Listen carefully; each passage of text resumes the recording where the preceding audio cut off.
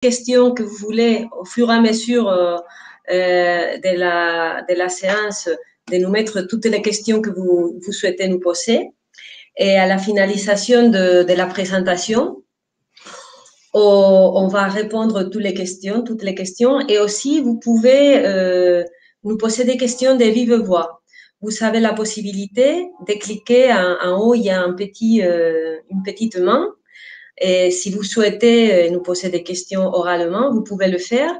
Vous devez savoir aussi qu'on enregistre tout le temps qu'on va passer avec vous. Et bon, je crois que je n'ai pas d'autre chose à ajouter. Alors, je vous souhaite une bonne séance webinaire. Et je vous laisse avec Amaya et Elena.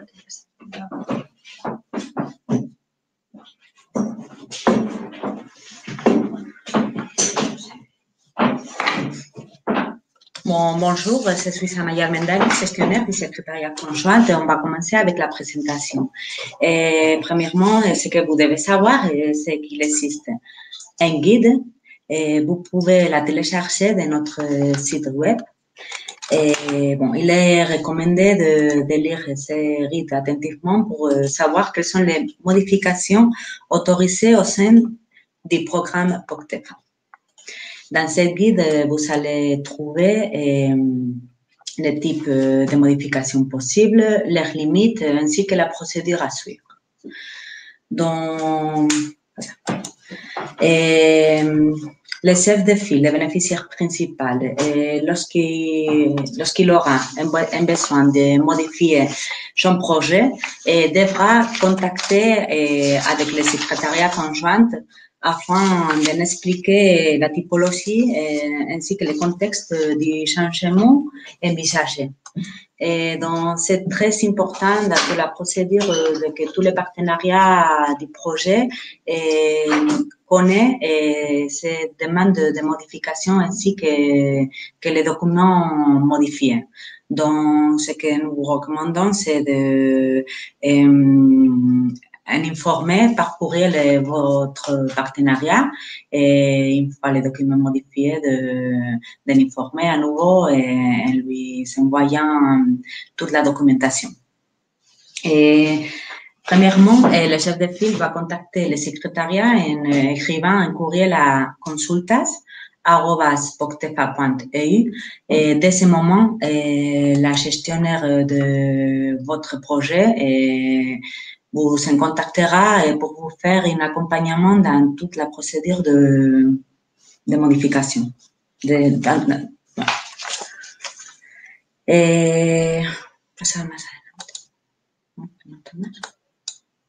Bon, en gros, la procédure à suivre va être différente selon la nature des changements. Par exemple, toutes les modifications concernant la fiche de bénéficiaire peuvent se faire, presque tout, peut se faire directement dans la plateforme Chichefa. Vous allez rencontrer que la fiche de partenaire est modifiable dans beaucoup de champs. Donc, par exemple, si jamais vous voulez changer la personne responsable du projet et le responsable financier, vous pouvez le faire directement. Sans besoin de commencer une procédure. Le seul truc que vous devez faire, c'est d'écrire votre gestionnaire et d'informer votre gestionnaire du projet en envoyant un courriel électronique pour lui disant les changements que vous avez faits. Il y a des autres changements concernant les partenaires aussi, mais ce sont des coordonnées un peu plus importantes que seulement les responsables de projet. Par exemple, le représentant légal, s'il va y avoir des changements aussi dans les RIB, dans la dénomination d'un partenaire, dans les CIF ou SIRET, c'est très important, c'est obligatoire de maintenir constamment à jour ces données. Donc, au moment où vous savez, vous aurez connaissance de ce type de changement, vous devez informer le secrétariat conjoint en envoyant un courriel et là, votre gestionnaire vous demandera la documentation que vous devez fournir. OK?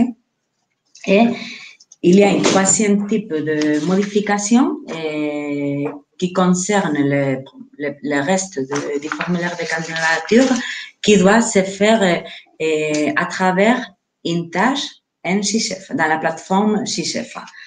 Donc, c'est un peu l'objectif de cet webinaire. Et bon, on va commencer. Et pour bien comprendre comment cela fonctionne, la tâche, il faut savoir que ce que vous allez remplir dans cette tâche, c'est un formulaire de candidature provisoire.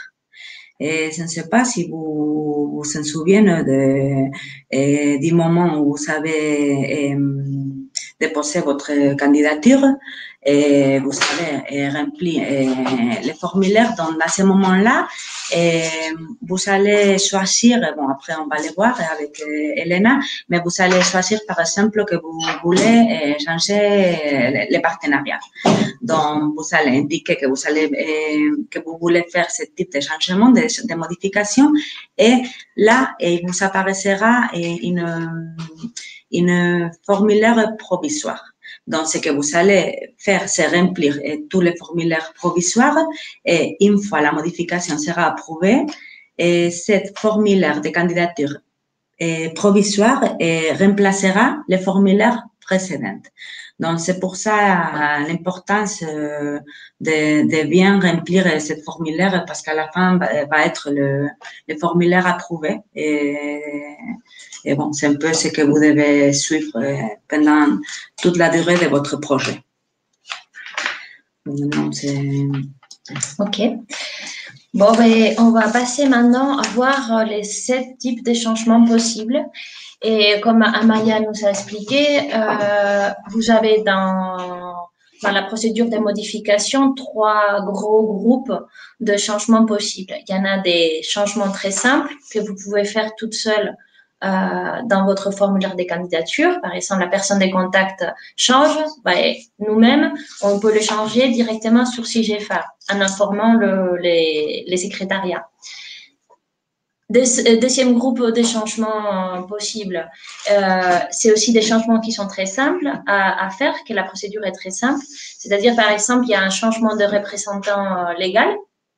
À ce moment-là, on envoie un email à notre gestionnaire du secrétariat en envoyant aussi les documents juridiques qui prouvent qu'il y a eu une nouvelle personne qui remplace à l'intérieur représentant légal, un président ou il y a un changement de gouvernement.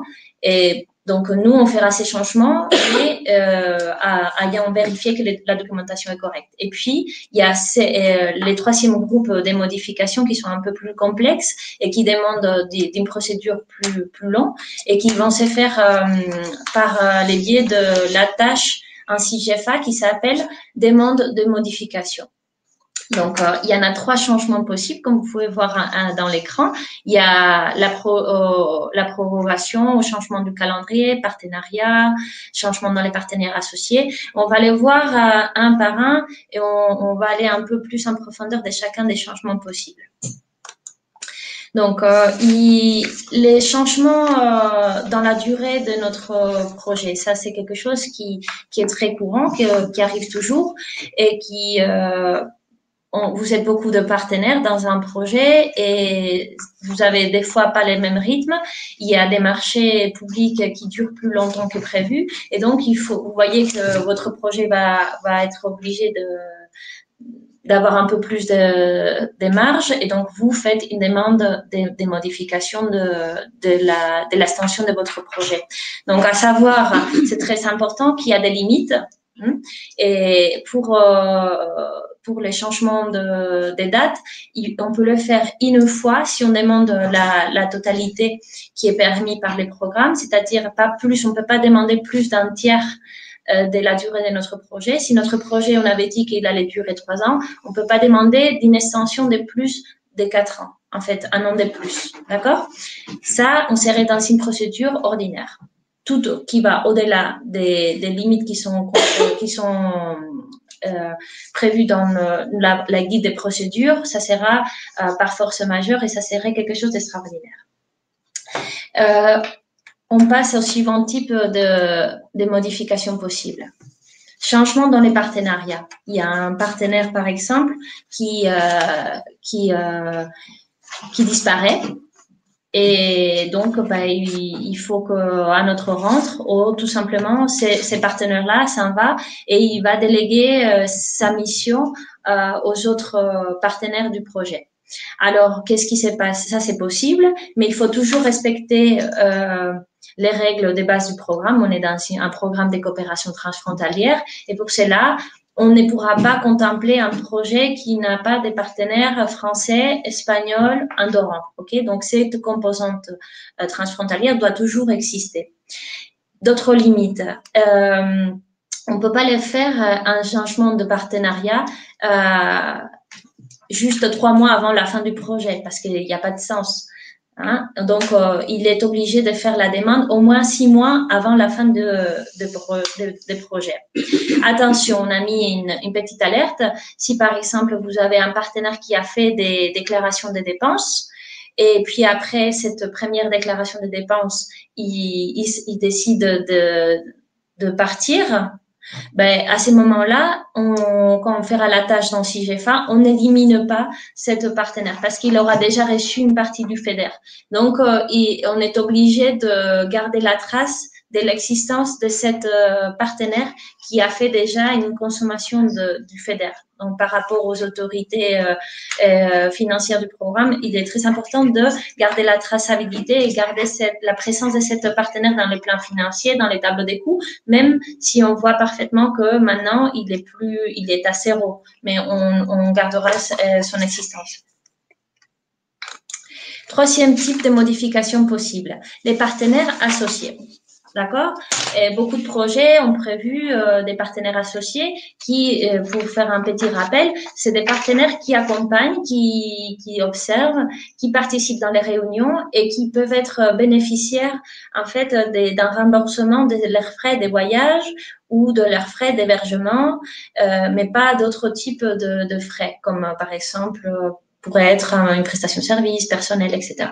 Donc, c'est des partenaires qui peuvent se joindre parce qu'on le voit comme quelque chose de positif qu'un projet intègre de plus en plus de partenaires associés. Cela veut dire que le réseau, il y en a de plus en plus de partenaires ou des entités qui sont intéressées dans leurs projets. Et on ne peut pas contempler une rentrée d'un partenaire associé plus tard de 6 mois avant la fin du projet. Quatrième type de changement ou de modification possible, avec les tiers conventionnés. Bon, comme vous le savez, il faut essayer de les éviter, les tiers conventionnés. Mais il y en a toujours quelques exceptions. Il y en a des projets dans les premiers appels qui se sont programmés avec des tiers conventionnés.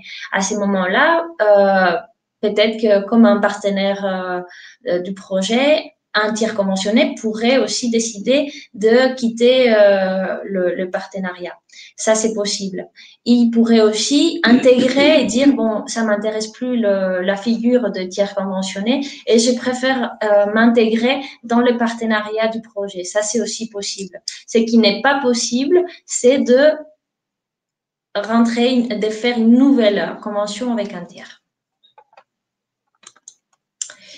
Cinquième changement possible, c'est des modifications au plan de financement. C'est quelque chose qui va certainement être très courant. Il n'y a pas de limite au changement, aux modifications du plan de financement parce que dans la vie d'un projet, on peut voir qu'il peut y avoir des cofinancements qui arrivent à n'importe quel moment où la répartition du budget entre partenaires peut changer aussi.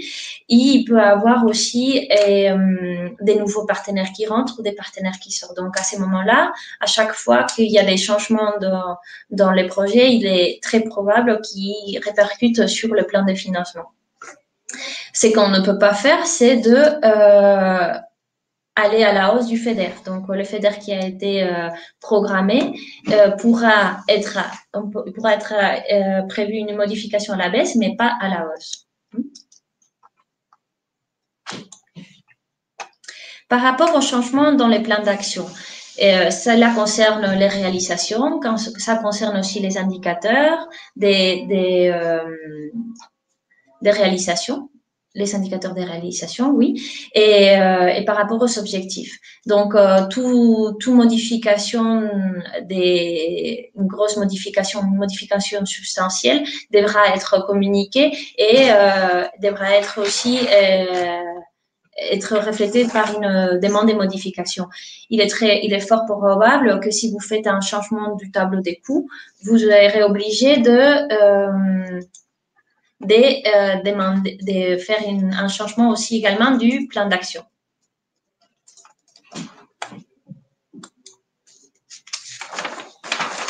Par rapport au changement du tableau des coûts, c'est quelque chose qui est obligatoire à faire une demande de modification quand l'écart est supérieur à 10% du coût total. C'est-à-dire, si un partenaire, un projet qui est prévu avec 5 000 euros, les montants maximaux pour faire une modification, au moment qui dépasse de 10 000 euros, il faudra faire une demande de modification parce qu'il y a plus de 10% entre catégories de dépenses. Hein. Et ça, c'est quelque chose aussi qui est très courant. On ne peut pas faire plus de 2 modifications dans la vie d'un projet, du tableau des coûts. Et on ne peut pas aller en aucun cas de plus de 20% des 20% d'écart entre les catégories de dépenses dans la vie d'un projet. Puis, vous verrez que beaucoup de ces changements qu'on vient de mentionner vont être mis en relation. On les appelle des changements associés. Si un changement des partenariats, il est fort possible qu'on va devoir aussi faire c'est obligé qu'on va faire un changement de plan de financement et c'est très possible aussi qu'on va devoir aussi changer les tableaux des coûts parce qu'on va devoir faire une répartition du budget de ces nouveaux partenaires. Ici, on a quelques exemples. Une modification de partenariat, implique une modification du plan d'action parce qu'on va devoir indiquer clairement quelles sont les actions dans lesquelles il va participer. On changera les tableaux des coûts et on changera le plan de financement. Pour la modification de la date finale du projet, ça obligera à faire un changement dans les calendriers et du chronogramme et de la répartition des tâches dans les différentes années. Et du tableau des coûts, quand la date va pour une autre année. Parce que on est obligé un peu de savoir quelles vont être les dépenses par an.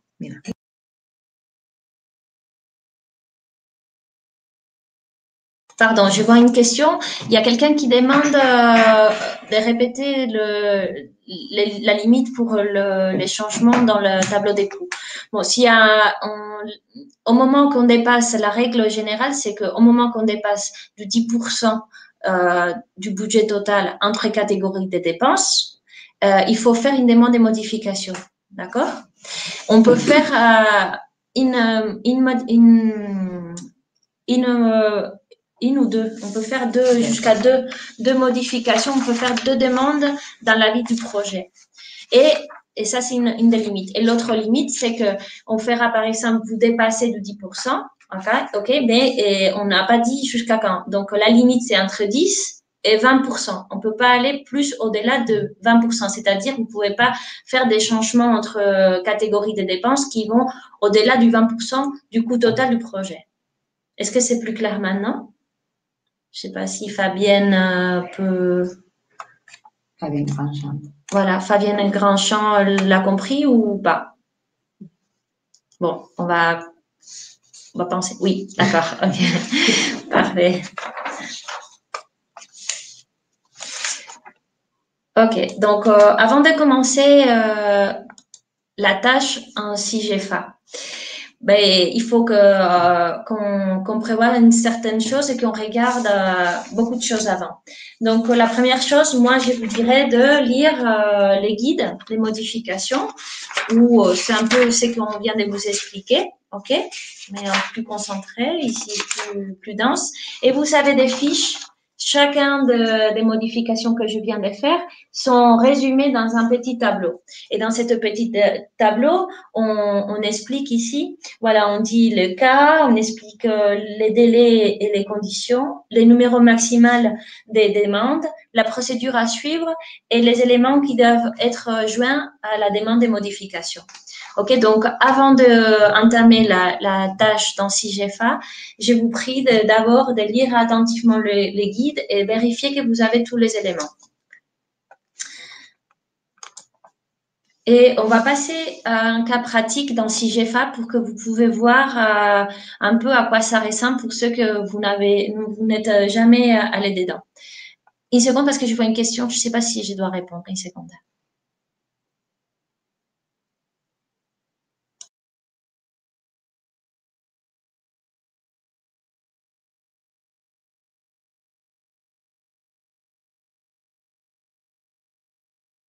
Non, les modifications du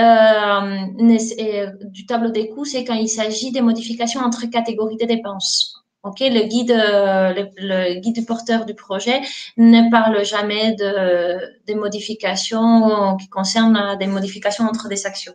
D'accord?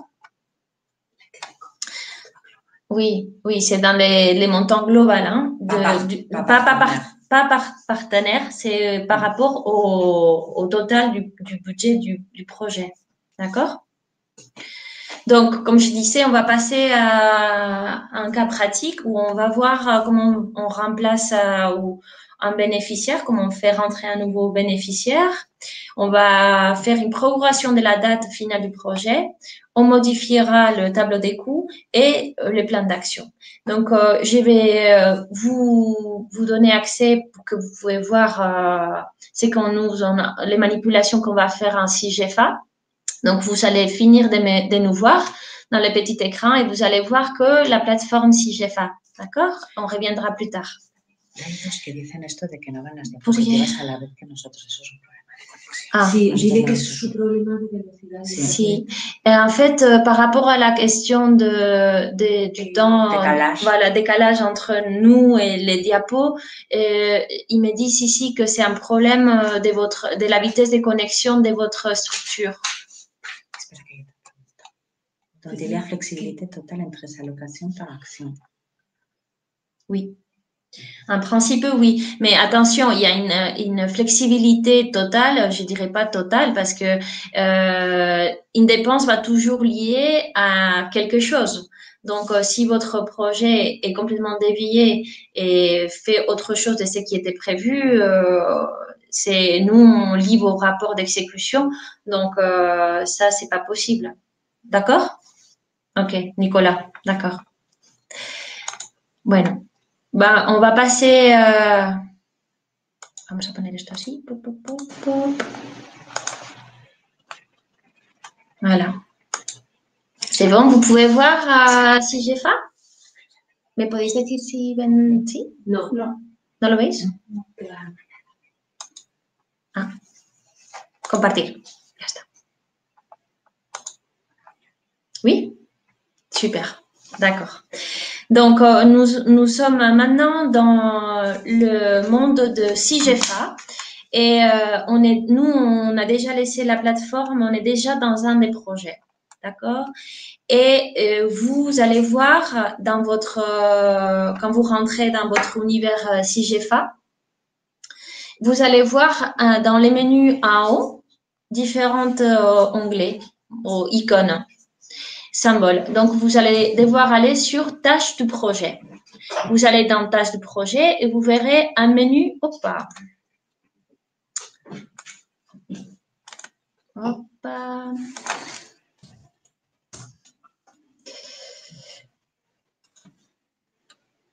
Parce qu'on est là.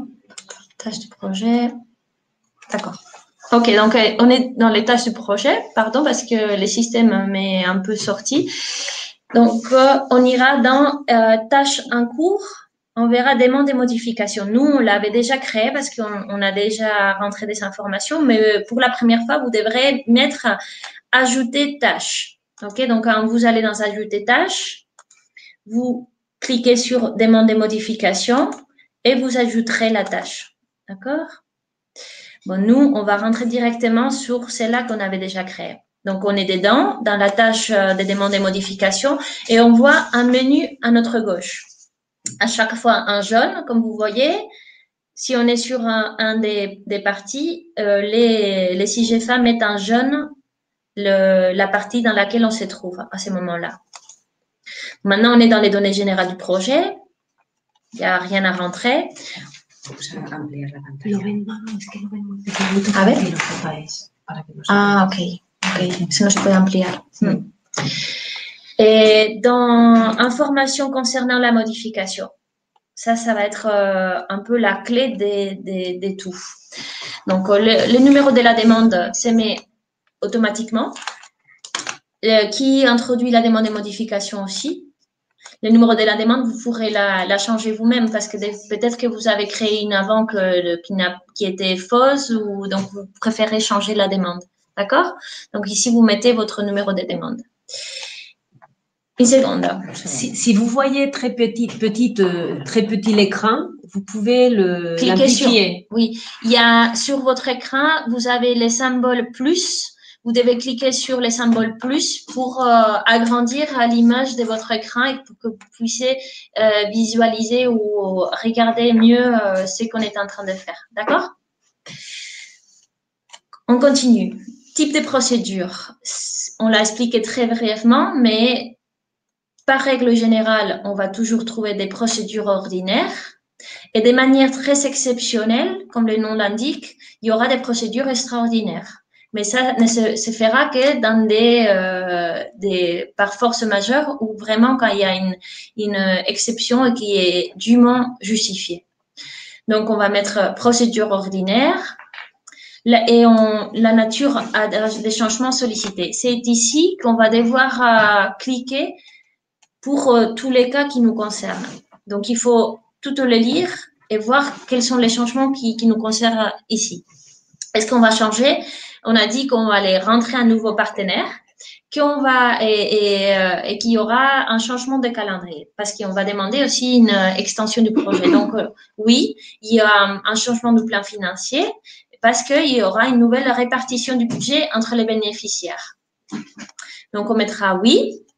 Est-ce qu'il va y avoir une prorogation, un changement de calendrier? Oui. Est-ce qu'il va y avoir un changement de partenariat? Oui, parce qu'il y a une inclusion de bénéficiaires? Oui. Organisme tiers? Non. Est-ce qu'il y a une retrait-inclusion des partenaires associés? Non. Tableau des coûts? Oui. Parce qu'on va rentrer un nouveau partenaire, donc du coup, on va devoir changer les tableaux des coûts. Est-ce qu'il va y avoir des changements dans le plan d'action? Oui, parce qu'on va devoir rentrer les indicateurs ou on va devoir créer des tâches pour cette nouveau partenaire. Et puis après, dans les données relatives aux bénéficiaires, il faudra décrire les modifications sollicitées, les motifs, les conséquences des modifications et les documents à joindre. Donc, c'est ici dans cette partie, excusez-moi parce que je pense qu'on l'a mis qu'en espagnol, mais voilà. Et donc, dans la description de modification demandée, on va devoir indiquer très brièvement un peu ce qu'on vient de dire dans le checklist. Donc, on va dire, on va inclure un nouveau partenaire, on va faire une prorogation de la durée du projet de X mois, et encore mieux si on met de telle date à telle autre date, ou la date initiale était celle-là et on va changer à cette autre, il y aura un changement de tableau des coûts. Dans la motivation de votre demande, c'est ici qu'il faut aller un peu plus en détail. Les partenaires écologie s'en va et à sa place, il y aura un nouveau partenaire qui va reprendre son rôle. Ok, ça c'est que des exemples, hein. Et on explique un peu pour les retards qui ont été causés par le partenaire X, parce que voilà, il va disparaître, a fait que le temps de trouver un autre partenaire intéressé, ben, ça a mis un peu plus de temps et donc du coup, on est obligé de faire une demande de prorogation pour pouvoir mettre à bien toutes les actions qui étaient prévues. Et après, voilà, tout le personnel qui était prévu pour l'ancien partenaire, maintenant seront des frais de prestations externes parce que cet nouveau partenaire n'a pas la capacité en interne et donc il va devoir passer des marchés publics pour qu'il y ait quelqu'un d'autre qui les fasse à sa place. D'accord? Et quelles sont les conséquences? Ben ici aussi, à nouveau, on se répète un peu, mais il faut essayer de mettre tous les éléments. Pensez que nous, on va recevoir votre email en expliquant votre demande de modification, mais c'est à partir de cette information qui va être là qu'on va faire notre instruction pour accepter ou pas accepter votre demande. Donc ici, on expliquera plus en détail tout le changement à faire et on listera aussi tous les documents qu'on pense qui sont nécessaires pour bien comprendre votre demande et qui accompagne la demande de modification. Une fois qu'on a finalisé de remplir cette partie-là, n'oublie pas à sauvegarder ce que vous avez rempli. Qu'est-ce qui se passe maintenant? Une fois qu'on a accroché tout ce truc dans le checklist, dans la candidature provisoire, vont s'activer certaines parties de votre formulaire de candidature que vous avez au moment de la présentation de votre candidature ou l'appel à projet. Donc, c'est pour ça que c'est très important de cliquer sur le bon endroit parce que sinon, vous n'aurez pas tout qui s'active. Par exemple, là, maintenant, il vous permet de faire des changements dans la partie fiche partenaire, dans le partenaire du projet. On va les mettre en français. Et il vous permet de faire des changements directement sur le plan d'action. Il vous permet de faire des changements directement sur le calendrier de travail, sur le plan de financement et sur les tableaux des coûts. Donc, on ne va pas rentrer maintenant, mais voyez l'importance que vous devez suivre les mêmes ordres des changements à faire qu'ils sont ici dans le menu à gauche. Si vous ne rentrez pas les nouveaux partenaires, d'accord, ici, Instituto de Investigación Pirenaica, il apparaîtra pas dans le plan d'action. OK? Donc, imaginons-nous qu'on va dans l'action numéro 2 des communications. D'accord? Ici, si vous vous souvenez, quand vous avez fait votre demande, il y a tous les partenaires. Et ici, vous devez crocher quels sont les partenaires qui participent dans cette action. Donc, si vous allez décider que Ecologia Alternativa s'en va, il faudra les décrocher. Et si Instituto de Investigación Pirenaica rentre, il faudra cliquer sur lui pour le faire rentrer. Et on enregistre. Et à ce moment-là, comme on l'a fait rentrer, quand on ira dans le calendrier de travail, dans l'activité de communication, voilà, on verra qu'on a les nouveaux partenaires qui apparaissent, d'accord? Et il n'a pas encore le mois pour ce nouveau partenaire. Donc, on ira mois par mois, année par année, et on dira, OK, oui, il va participer. Et dans quelles actions? Oui, il participe. Et moi, on dira, il va participer pour, on va dire, juste jusqu'au mois d'août, juillet. Enregistré. D'accord? Retour. Et voilà, on voit que les nouveaux bénéficiaires participent dans cette action. Qu'est-ce qui se passe avec l'autre bénéficiaire qui sort? Il faudra aller mois par mois, année par année, et dire qu'on va l'enlever. D'accord? OK, on a des questions. Une seconde, je vais les lire. Il y a une limite de caractère pour justifier les modifications. La réponse est non. Mais c'est vrai que dans les formulaires provisoires, la limite, c'est la même que dans les formulaires de candidature. Donc, pour justifier, il n'y a pas une limite, mais pour remplir les champs du formulaire provisoire, il y en a. Donc, on a vu qu'il faudra un peu se souvenir de comment on a fait lors du moment de faire la déposition de la candidature parce que vous allez devoir un peu passer par les mêmes étapes pour faire n'importe quel changement dans les formulaires. D'accord? C'est un peu complexe. Si vous avez des doutes, je vous invite à regarder à nouveau les guides qu'on avait fait CIGEFA de comment il faut remplir les formulaires de candidature. Peut-être cela peut vous aider aussi pour des petites astuces qui peuvent bloquer votre demande de modification. OK? Pour les modifications dans les plans de financement, vous verrez, partenaire par partenaire, exactement la même procédure. Il faudra remplir, et pour les nouveaux partenaires, il faudra remplir la partie de FEDER qui lui est attribuée, les cofinancements publics s'il en a, et sa part des cofinancements. Pour les tableaux des coûts, la même chose, il faudra aller action par action.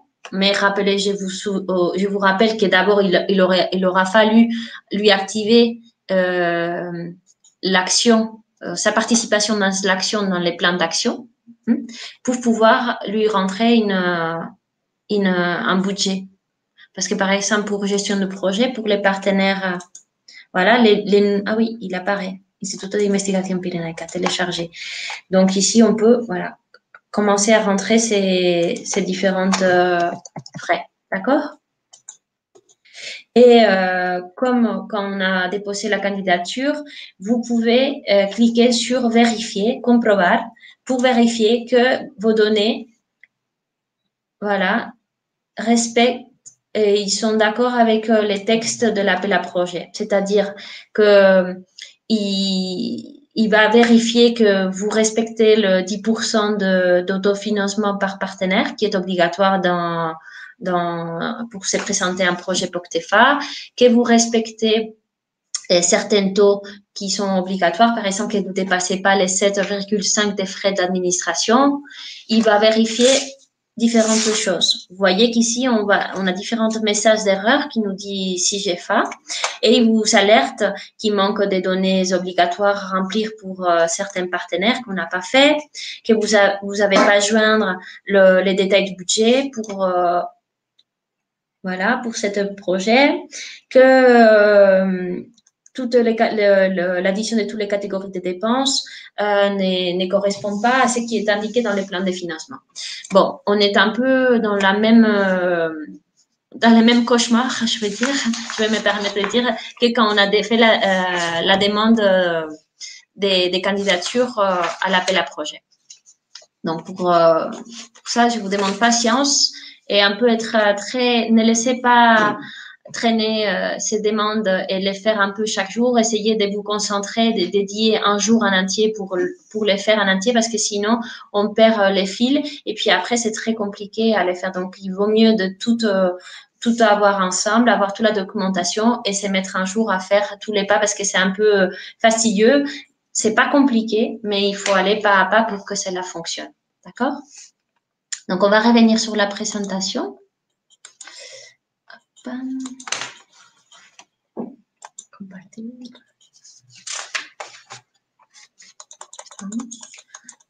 C'est l'installation.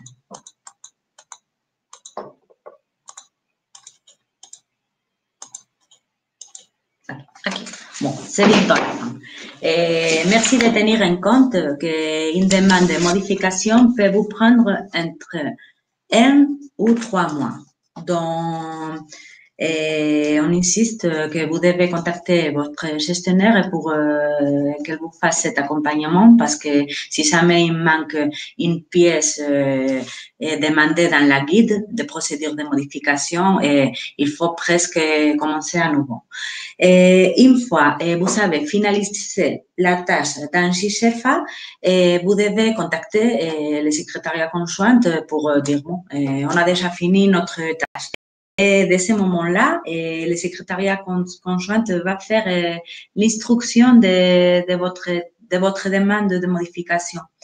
Donc,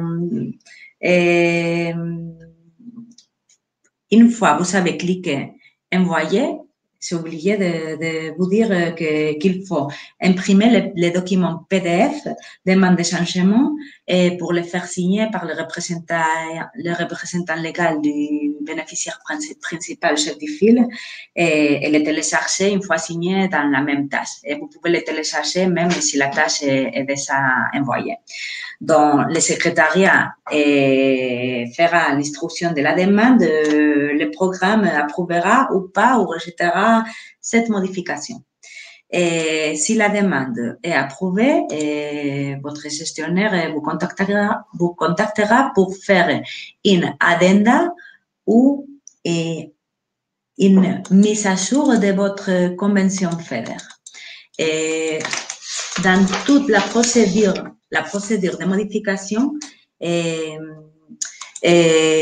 on peut parler de dématérialisation parce que c'est vrai qu'il ne faut pas envoyer un papier. Mais c'est vrai que une fois la demande sera approuvée, bon, vous devrez fournir toute la liste de pièces qu'il vous a été demandée dans la guide de la procédure de modification. Donc, je ne sais pas si vous avez pris des questions, on a des temps. Nous avons fini. Merci. Et on va essayer de partager avec vous la présentation parce qu'il y a une personne qui nous l'a demandé. Je ne sais pas si on peut le faire directement d'ici. Ou... Je pense qu'on va les télécharger dans les sites web du programme. Si on a plusieurs changements à faire, sans que ce soit des changements associés, faut-il mieux le faire en même temps? Oui. C'est mieux d'accrocher parce que la procédure est lourde. Et il prend beaucoup de temps, donc c'est mieux d'aggrouper. Donc, le chef de file doit contacter ses partenaires pour avoir toute l'information pour savoir s'il peut profiter de cette modification pour demander plus de modifications. Oui, mais attention à bien réfléchir avant aux modifications demandées parce que pour certaines, il y en a des limites. Donc, merci de les regrouper et de pas se précipiter. Voilà, et de les consensuer avec tout le partenariat du projet. Oui, c'est très important. Nous, en fait, on est ici pour vous accompagner et pour éviter des irrégularités qui pourraient faire que vos dépenses sont inéligibles. Donc, on comprend très bien que les modifications sont nécessaires pour mettre à bien les objectifs de votre projet. Et pour cela, on est toujours disponible. Ça fait partie de notre travail de vous accompagner et de vous conseiller un peu à prendre les meilleures décisions. Donc, n'hésitez pas à nous appeler ou surtout nous, on demande de nous envoyer des emails, surtout quand il s'agit des changements ou des choses un peu sérieuses pour laisser une trace et pour qu'on puisse aussi les consulter en interne avant de vous répondre, pour vous donner la meilleure réponse. Donc, merci à vous tous et à bientôt. Bonne journée.